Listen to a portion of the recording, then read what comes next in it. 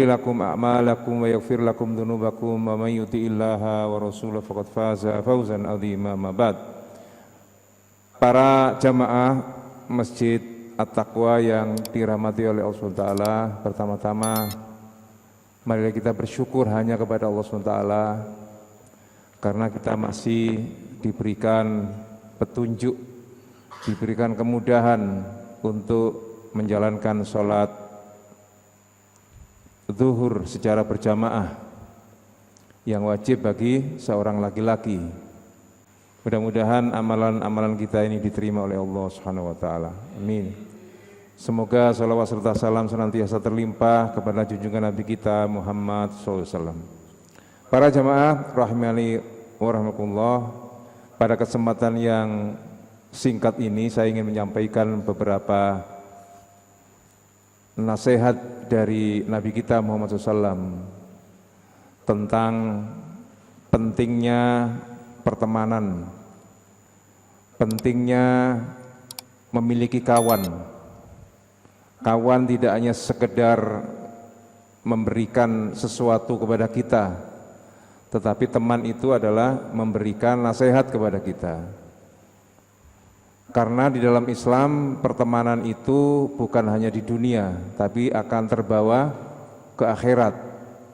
Maka kata Nabi kita Muhammad SAW, sab'atun yudhilluhum, ada 7 golongan yang nanti oleh Allah SWT akan dilindungi di hari kiamat. La dhilla illa dhilluh, tidak ada perlindungan kecuali perlindungan dari Allah SWT. Ada 7 kelompok. Nah, saya ingin menekankan kepada satu kelompok.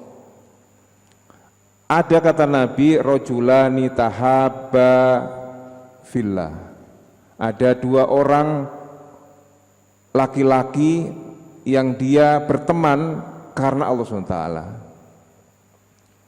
2 pertemanan ini oleh Allah SWT abadikan di dalam hadis ini, dan nanti di akhirat dia akan bertemu, dia akan berjumpa, dan mereka akan menikmati kenikmatan berupa perlindungan dari Allah SWT. Karena pada saat itu tidak ada yang bisa menghindarkan panasnya luar biasa. Surabaya panasnya koyok ngene itu kita sambat ya. Apalagi nanti di akhirat ada berkeringat sampai lututnya, ada berkeringat sampai dadanya, ada yang sampai keringat itu sampai di mulutnya. Ini sesuai dengan amal perbuatan. Maka Allah SWT lewat lisan Nabi memperingatkan kepada kita untuk memiliki teman yang baik. Karena teman yang baik nanti berarti bebas dari itu, bebas dari berkeringat sampai lutut, sampai dada, sampai mulut. Nah, kata Nabi kita Muhammad SAW itu untuk menunjukkan bahwa pertemanan itu tidak sekedar di dunia tapi nanti di akhirat. Karena ada pertemanan yang membuat mereka tidak sampai perlindungan itu. Kita bisa membaca Al-Quranul Karim surat As-Saffat. As-Saffat itu di dalam 1 ayat 51 sampai 59. Itu ada pertemanan yang satu pecah, yang satu di surga, yang satu di neraka. Maka satu orang yang ada di surga itu dia senang-senang di surga itu, bergembira dengan teman-temannya yang ada di surga. Dia menikmati makanan, menikmati minum, ya, bahkan dia dapat bidadari, dia dapat kenikmatan yang nggak bisa digambarkan di dunia ini, saking nikmatnya. Maka setelah mereka menikmati itu ada suasana yang santai di antara mereka. Qala qailum minhum inni kana liqorin, kata satu di antara mereka, saya kok ingat punya teman dulu ketika di dunia ini, teman dekat saya sama dia itu. Ya. Kemudian dia mengatakan yaqulu wa innaka, dia mengatakan kepada saya laminal musaddiqin, kamu ini percaya tak adanya hari kebangkitan itu? Masa ada sih namanya hari kebangkitan? Ya, namanya mati ya mati, setelah mati ya sudah hilang, kena tiup angin hilang orang mati itu, nggak ada lagi kehidupan. Maka temannya ini mengatakan kepada dia yang sudah masuk surga ini, dia mengutip perkataan temannya itu, a'innaka lamusaddiqin. Kamu ini benar tak percaya kepada hari akhirat, hari kebangkitan? Ada apa enggak sih akhirat itu? Menurutku kok enggak ada. Nah, kata dia ini. Terus dia mengatakan, aidza mitna, apakah kita ini kalau sudah mati, wa kunna turaba, dan kita ini sudah menjadi tanah, wa idhoma, dan kita ini sudah menjadi tulang belulang, a'innaka lamadinun, apakah kita ini akan dibalas? Wong kita ini sudah mati, dikubur, jadi tanah, bahkan tulang belulang kita itu nanti akan hancur. Masa kita ini nanti akan dimintai pertanggungjawaban? Masa kita nanti akan menikmati kehidupan? Oh, sudah enggak ada kok, masih nikmat lagi? Enggak ada lagi, sudah mati ya, sekarang ini mati, enggak ada lagi kehidupan. Kemudian salah satu di antara yang penasaran tadi itu, dia berikan keistimewaan. Terus dia ada seorang seorang yang diciptakan Allah SWT untuk meyakinkan temannya yang di surga tadi itu. Hal antum muttaliun, kata mereka. Kamu mau tak tunjuk no temanmu sekarang ini di mana? Yang tadi nggak percaya adanya hari kebangkitan itu loh. Kira-kira kamu mau nggak tak tunjukkan kepada orangnya? Karena dia penasaran teman dulu, yang teman dekat dulu itu mana itu, maka dia mengatakan fattala faro'a fi sawa'il jahim. Maka dia diajak dengan utusan Allah SWT, ditunjukkan, diperlihatkan temannya tadi itu, teman yang nggak percaya akhirat tadi itu loh. Nah, dia ditunjukkan, ini loh temanmu itu di sana itu. Maka temannya tadi ternyata fisawais iljahim, ternyata dia berada di tengah-tengah neraka yang menyala-nyala itu, menyiksa dirinya. Ini menunjukkan bahwa akhirat itu ada, bahwa kebangkitan itu ada, dan siksaan bagi orang yang tidak percaya kepada akhirat itu ada. Maka kita mengambil pelajaran penting bahwa orang yang tidak percaya adanya akhirat, orang yang menyatakan bahwa kematian itu ya itu kematian, nggak ada lagi kehidupan, itu ada kecondongan. Ya, orang yang tidak percaya akhirat itu ada kecenderungan untuk melakukan kemaksiatan. Buktinya, teman yang pertama tadi, dia percaya akhirat, itu menunjukkan bahwa nanti di akhirat itu ada hari pembalasan. Maka dia sholat, maka dia zakat, maka dia berbuat baik sama orang, berbuat baik sama temannya. Dia kerjanya mengamalkan amalan-amalan kebaikan dan menghindarkan dari kemaksiatan. Maka Allah SWT masukkan dia ke dalam surga. Sebaliknya, mereka yang tidak percaya akhirat tadi itu, yakin dia setelah mati ya mati, sudah nggak ada lagi. Kalau sudah nggak ada kematian, kira-kira enaknya gimana? Ya sepuas-puasnya kalau gitu. Mau minuman keras, mau berzina, mau mencuri, mau menipu, mau berbuat curang, nggak ada apa-apa. Karena setelah ini mati. Maka fungsinya teman adalah dia mengadakan perbaikan kepada dirinya, dan kemudian saling menasihati kepada orang lain. Itulah fungsi pertemanan tadi. Maka ada satu hadis yang sangat panjang, saya ingin mempersingkat.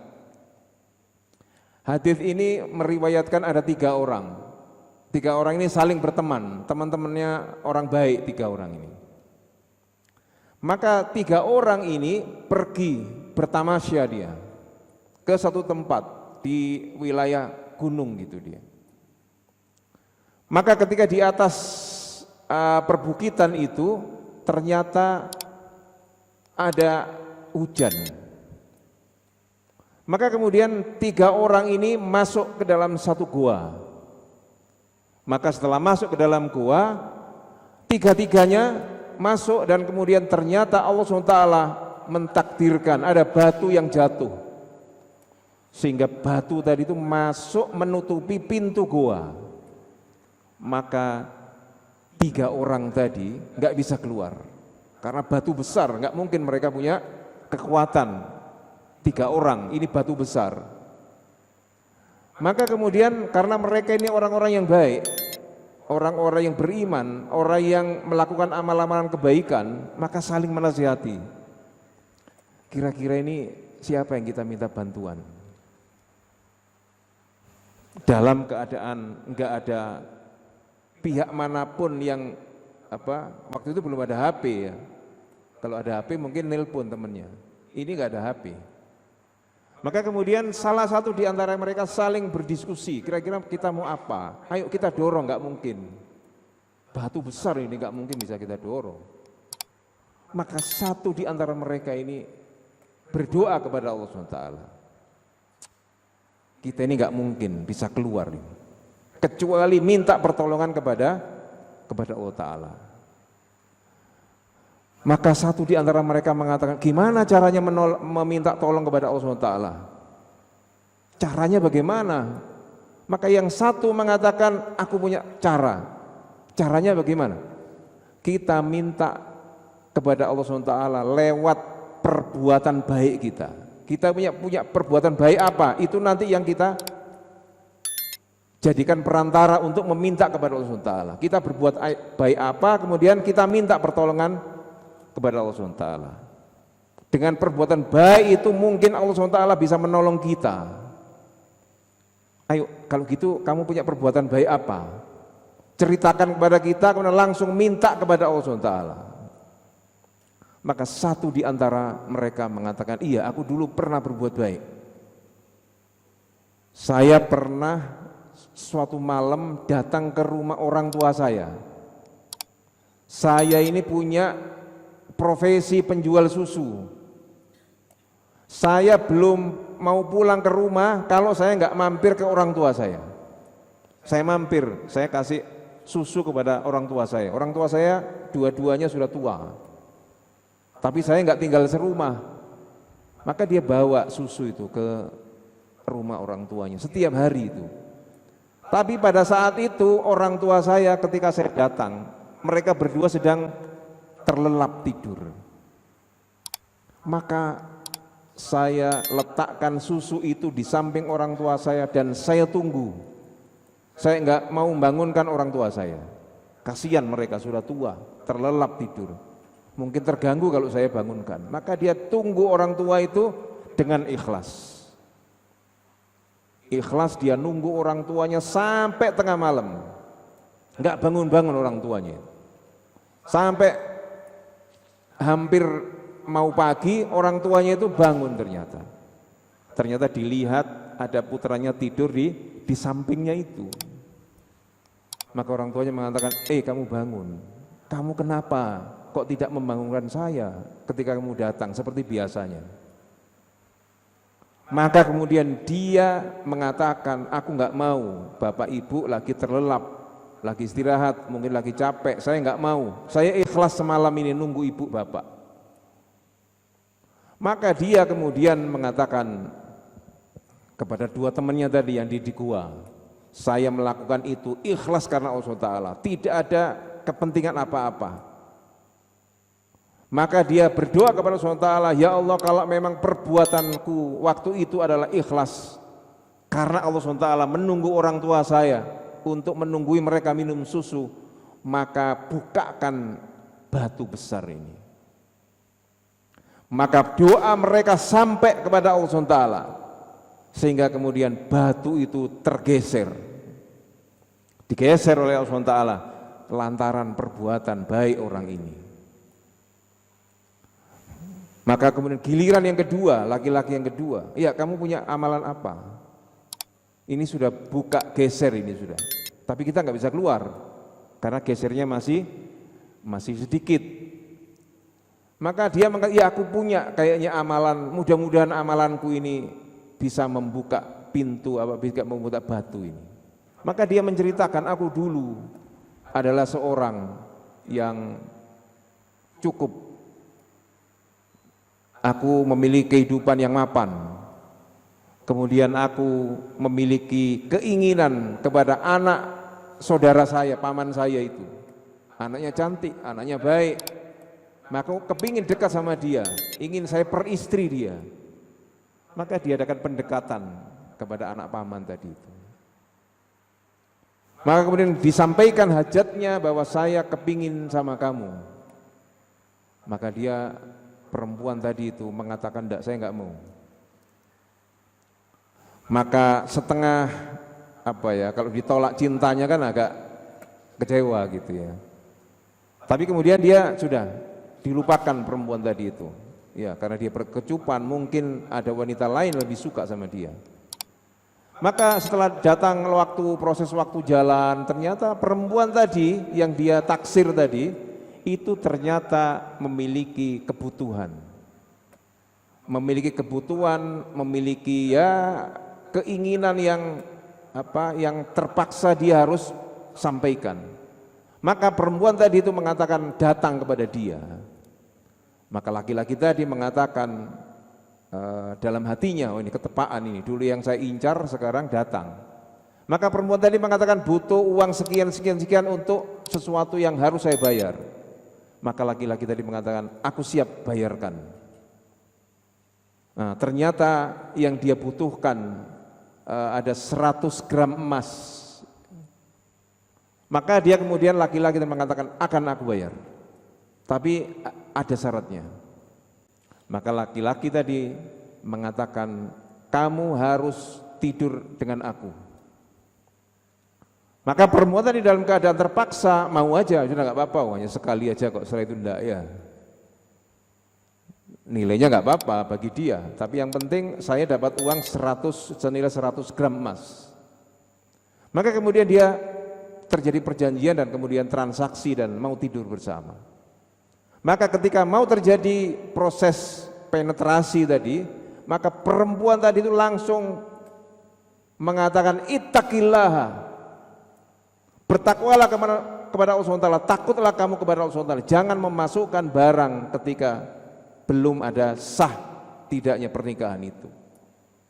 Maka kemudian dia langsung takut kepada Allah SWT, langsung diangkat badannya dan kemudian memakai baju dan mengatakan uang 100 gram emas tadi sudah milikmu, aku rela dan kamu tidak usah mengembalikan kepada saya. Maka kemudian dia pergi dan meninggalkan perempuan tadi.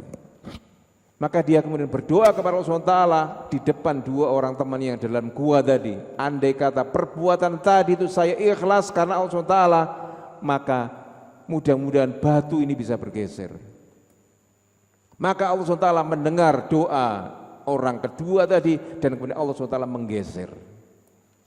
Maka setelah geser, tapi mereka bertiga belum bisa keluar karena masih kecil, tidak mungkin keluar. Maka giliran yang ketiga ini ditanya, kamu punya amal apa?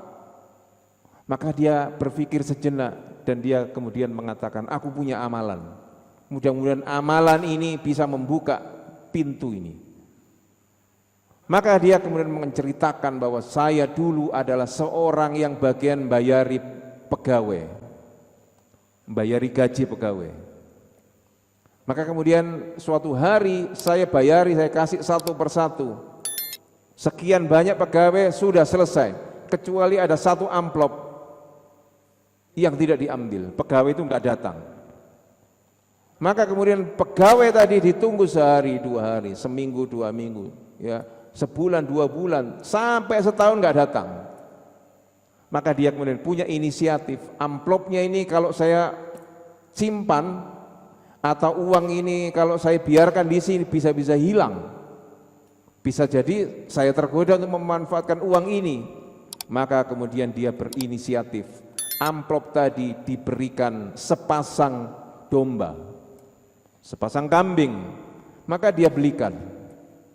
Maka setelah mereka merawat itu ternyata berkembang pesat, cepat sekali.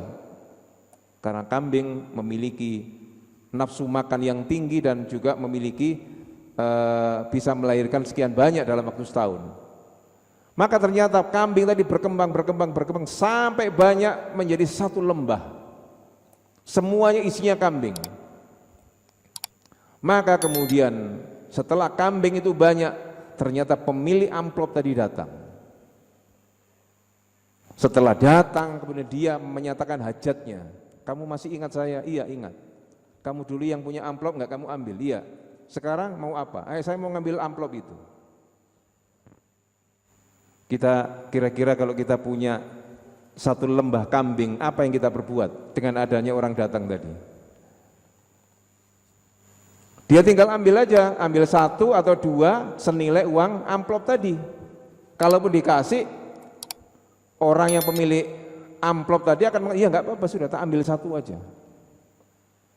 Tapi pembagi amplop tadi, pembayar gaji tadi, dia mengatakan, dulu uangmu enggak kamu ambil.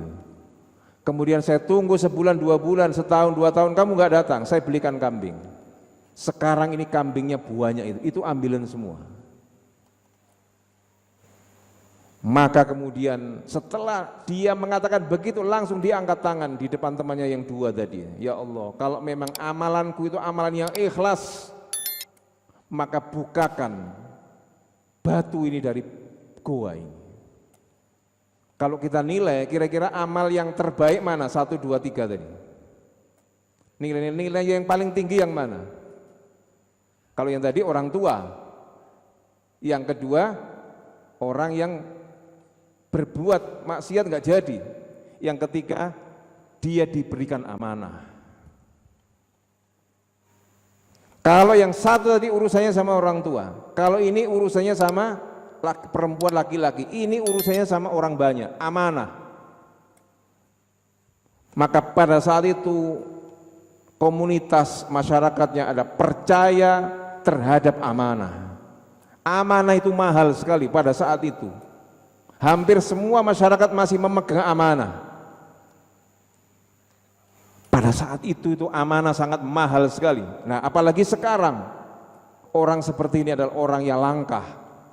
Maka Allah SWT membukakan, menggeser setelah dia berdoa tadi, langsung geser batu itu dan kemudian terbuka sehingga 3 orang ini keluar semua. Ini adalah pelajaran penting bagaimana pertemanan 3 orang yang sama-sama baik itu Allah SWT jaga. Bayangkan batu saja itu bisa digeser melalui amal perbuatan itu. Maka ini adalah salah satu di antara hikmah penting bahwa kita ini harus punya satu amalan yang istiqomah, yang ikhlas karena Allah SWT. Karena kesulitan hidup kita ini semakin hari semakin mudah atau semakin berat? Semakin berat. Maka dengan amalan ini kita akan minta kepada Allah SWT apabila kita memiliki kesulitan. Kalau kita tidak punya amalan yang spesial, susah kita hidup dalam sekarang ini. Kita mungkin mengurusi masjid harus ikhlas. Kalau mengurusi masjid ini adalah amal yang mulia, pasti akan dimudahkan semua urusan kita. Kalau ada bapak atau ibu, dia membesarkan anaknya dengan ikhlas karena Allah SWT, dia terus menerus mendidik anaknya sampai anaknya besar, maka ini amalan yang mulia. Pasti Allah SWT akan tumbuhkan kebaikan kepada keluarga itu. Bagi pegawai yang disiplin, yang istiqomah, yang berbuat baik, tidak pernah berbuat jahat, itu adalah amalan-amalan yang mulia dan itu akan mengantarkan dia untuk memudahkan segala urusan yang baik. Saya ingin menutup, ada kisah dari Nabi Khidir dan Nabi Musa. Ada seorang bapak, wa amal jidaru fakana li ghulamaini yatimaini fil Madinah wa kana tahtahu kanzul wa kana abuhuma sholiha. Ada seorang bapak, dia mati di dalam usia yang sangat muda. Dia adalah orang yang sangat kaya raya. Anaknya masih bayi kecil 2. Ditinggal anaknya itu, dia ada tanda-tanda kematian, maka duitnya ini sangat banyak. Uangnya dia tanam dalam bentuk emas, maka kemudian dia tanam, kemudian dia bangun tembok, muter. Maka kemudian ketika anak tadi sudah dewasa, 2 orang anak tadi, kalau sekarang kira-kira anak dewasa itu umur berapa? Umur anak dewasa loh ya. Dikatakan anak itu dewasa, tahu baik buruk, tahu etika, tahu baik ini halal haram, itu usia berapa? Usia dewasa loh. Ya, kira-kira kalau anak sekarang masih mahasiswa itu belum dewasa. Ya, kira-kira mungkin kalau sudah menikah, ya anak satu, ya kira-kira umur 25 lah kira-kira, dewasa. Maka ketika umur 25 tadi hartanya sampai kepada dia. Yang nyampaikan siapa? Nabi Khidir dan Nabi Musa. Karena tembok tadi itu sudah mau roboh, maka dibetulkan sama Nabi Khidir dan Nabi Musa. Ternyata perintah Allah SWT untuk mengambil harta tadi, diambil hartanya itu, untuk disampaikan kepada dua anak yatim yang sudah dewasa tadi. Kuncinya adalah mengapa Allah SWT sampai menjaga itu. Maka kata Allah SWT, wa kana abuhuma sholiha. Karena bapaknya anak tadi, bapaknya dua anak yatim tadi, itu adalah orang yang soleh, orang yang baik, orang istiqomah. Maka Allah SWT jaga hartanya tadi itu dari pencurian. Dan Allah SWT mengutus Nabi Khidir dan Nabi Musa untuk mengangkat, diberikan kepada dua anaknya yang sudah dewasa. Ini adalah bentuk pertolongan Allah SWT kepada hambanya yang senantiasa berbuat baik, berbuat ikhlas karena Allah SWT. Mungkin itu yang bisa saya sampaikan, mudah-mudahan bermanfaat. Kalau ada yang ditanyakan saya persilakan, kalau enggak ada alhamdulillah.